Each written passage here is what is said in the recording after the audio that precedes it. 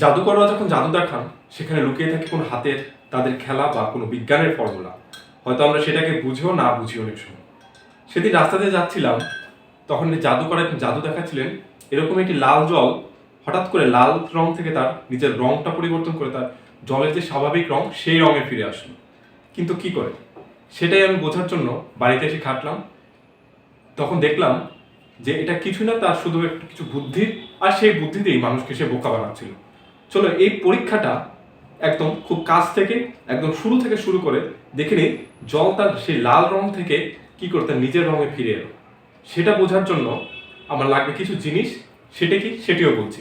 তার জন্য লাগবে অল্প পরিমাণ ভিটামিন, যেটাতে থাকে আয়োডিন, এবং ভিটামিন সি ট্যাবলেট, যেটাতে থাকে অ্যাসকর্বিক অ্যাসিড।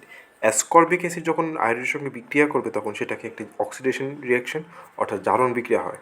সেখানে আয়োডিন আয়োডাইডে পরিণত হয়, তার জন্য সেই রঙটি আস্তে আস্তে উড়ে যায়।